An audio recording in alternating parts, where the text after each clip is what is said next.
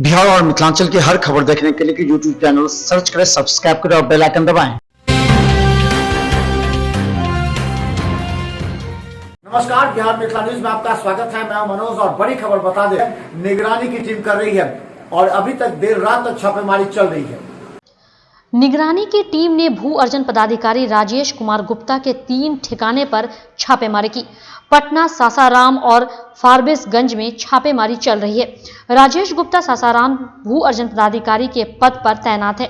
आपको बता दें कि सासाराम सरकारी आवास से 3 लाख कैश, लाखों के जेवरात समेत कई सामान बरामद हुए। पटना नागेश्वर कॉलोनी अपार्टमेंट के फ्लैट से 15 लाख कैश, लाखों के जेवरात समेत जमीन के कागजात बरामद किए गए। वहीं निगरानी की टीम अभी जांच कर रही है। वहीं आपको बता दें कि पटना सिटी एनक्लेव अपार्टमेंट के नंबर 504 फ्लैट में भी छापेमारी की गई। छापेमारी के दौरान सिटी अपार्टमेंट के अलावा 2 और फ्लैट के कागजात मिले हैं। फ्लैट की कीमत 1 करोड़ 5 लाख आंकी गई है। वहीं 600 ग्राम सोने की बिस्किट समेत अन्य कई कागजात बरामद हुए। बरामद सोने की कीमत 60 लाख से अधिक आंकी गई है।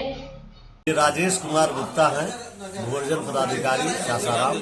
उन्हीं के ये घर पर फ्लैट नंबर 504 पर छापामारी चल रही है।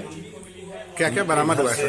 15,94,000 नगद रुपया मिला है और करीब 41,39,000 का जेवरात है। बहुत से कागजात हैं। यहीं पर 2 अन्य फ्लैट है, 204 और 404, इन्हीं के नाम से एग्रीमेंट है। सारी चीज का सत्यापन किया और किन किन जगहों पर हो रही है छापेमारी? एक सासाराम में, फारबिसगंज में और कौन यहाँ पर नागेश्वर कॉलोनी पटना। सोने कितने बरामद हुए सर? नहीं 800 कुछ ग्राम है, करीब 41,39,000 का जेवरात है।